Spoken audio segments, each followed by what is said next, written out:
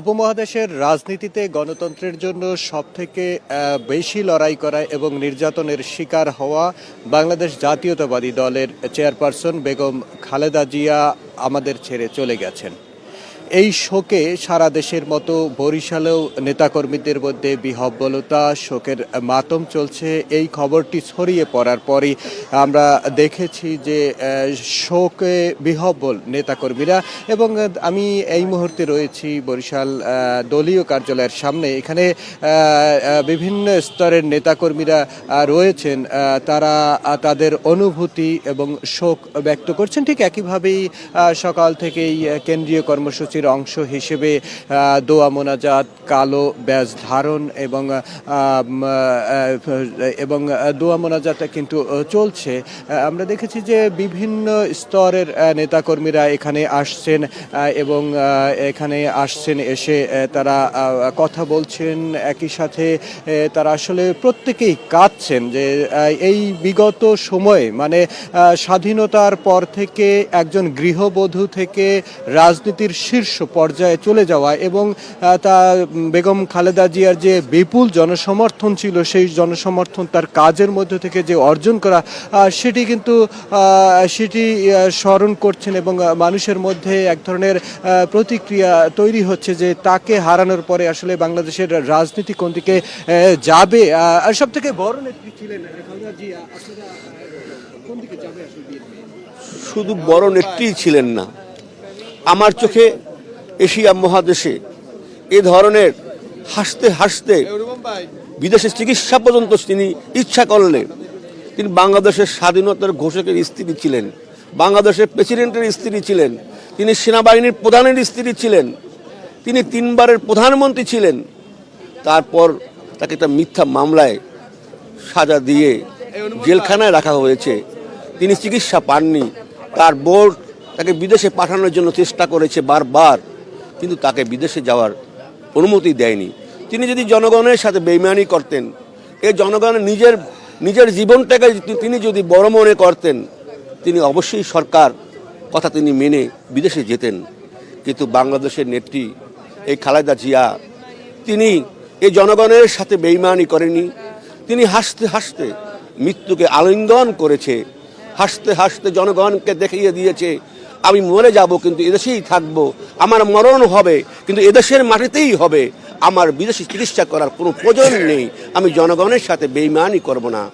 যেমনটি শুনছিলেন যে আসলে তারা বলছেন যে নেতাকর্মীরা কিন্তু এই খালেদা জিয়ার আদর্শে উজ্জীবিত এবং তিনি যে সময়টি পার করে এসে এই পর্যায়ে এসেছেন, অর্থাৎ বারবারই সকলেই কিন্তু বলছিলেন যে একজন নিপাট গৃহবধূ থেকে রাষ্ট্রের শীর্ষ ক্ষমতা এবং উপমহাদেশের ইতিহাসে সবথেকে বড় চরিত্র হয়ে উঠেছিলেন এই বেগম খালেদা জিয়া। আমরা একটু কথা বলবো বিভাগীয় সাংগঠনিক সম্পাদক, আপনি এখানে রয়েছেন, একই সাথে সংগ্রাম করেছেন।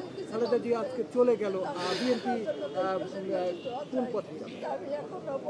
বিএনপি উনি যে পথে এই যে স্বৈরাচারের বিরুদ্ধে যে আন্দোলনটা করে উনি বিএনপি নেতৃত্ব দিয়েছেন, আমরা তার নেতৃত্বের তার যে রেখে যাওয়া যে সংগ্রামের যে ইতিহাস, আপোষহীন মনোভাব, আমরা সেটাকে ধারণ করেই দলকে এবং দেশকে সেদিকে এগিয়ে নিয়ে যাব। এটা আমাদের, কারণ তার আদর্শ নিয়েই তো আমাদের কাজ করতে হবে। ওনার আপোষহীন মনোভাব, ওনার কঠিন চিন্তাভাবনার সাহস, দুঃসাহসিক সাহস আমি মনে করি যে শেখ হাসিনা তাকে এত অন্যায়, এত অত্যাচার, তার বিরুদ্ধে তার উপরে যে হামলাগুলো দিলে উনি কিন্তু এতটুকু কোনো জায়গা থেকে এতটুকু উনি সরে যায়নি। সে তার আপোষ সেই জায়গাটাই ছিল। তাকে বলা হয়েছিল চিকিৎসা করতে বিদেশ পাঠানো হবে, যদি উনি বলে যায় যে স্বীকার করে যে উনি আর আসবেন না বা উনি রাজনীতি থেকে ইস্তফা, উনি কিন্তু বলছেন না আজীবন আমার জেলে থাকলেও আমি এই দেশের হাসিনার সাথে কোনো কিছুতে সে আপোষ করবে না। সে আপোষের নেত্রীর একজন কর্মী হিসেবে তার আদর্শকে সামনে নিয়ে কাজ করতে চাই। যেমনটি শুনছিলেন, আসলে কর্মীরা কিন্তু নিজেদেরকে একজন খালেদা জিয়ার আদর্শে এবং তার চরিত্রই দেখতে চাইছেন এবং আপোষহীনতার যে চরিত্র সেটি কিন্তু রাখতে চাইছেন। আমরা একটু দলীয় কি কর্মসূচি গ্রহণ করা হয়েছে, আপনারা কি পালন করছেন একটু জানাবেন? দেখেন, আমাদের আসলে কথা বলার মতোই আমাদের মানসিক অবস্থান নেই, তবুও আমাদের বলতে হচ্ছে। আমরা হাইকমান্ড থেকে কর্মসূচি ঘোষণা করা হয়েছে 7 দিনের শোক। এর অংশ হিসেবে কালো পতাকা উত্তোলন জেলা এবং মহানগর কার্যালয়ে দেশের সারা দেশের শোক বই ওপেন করা, কালো ব্যাজ ধারণ এবং কোরআন খানি আমরা এটা করছি। আগামীতে আরও কর্মসূচি যেটা আসবে আমরা যথাযথ পালন করব। ইতিমধ্যে আপনারা জেনেছেন রাষ্ট্রীয় পর্যায়ে 3 দিনের শোক ঘোষণা করা হয়েছে এবং আগামীকালকের সাধারণ ছুটিও ঘোষণা করা হয়েছে। আমরা দেশনেত্রী বেগম খালেদা জিয়ার জীবদ্দশায় যদি কোনো ভুল ত্রুটি থেকে থাকে, এটা মহান রব্বুল আলমিনের কাছে আমরা এই দোয়াই করব, এই কামনাই করব, তার সমস্ত ভুল ত্রুটি মাফ করে তাকে তিনি জান্নাতুল ফেরদৌস নসিব করেন। আর আমাদের বিএনপি মাননীয় ভারপ্রাপ্ত চেয়ারম্যান জনাব তারেক রহমানকে আল্লাহ তাআলা এই শোক সইবার শক্তি দান করুন এবং দেশনেত্রী বেগম খালেদা জিয়ার স্বপ্ন আদর্শকে ধারণ করে আগামী দিনে দেশ ও জাতির স্বার্থে আমরা তারেক রহমানের নেতৃত্বে সামনের দিকে এগিয়ে যাবেন ইনশাল্লাহ।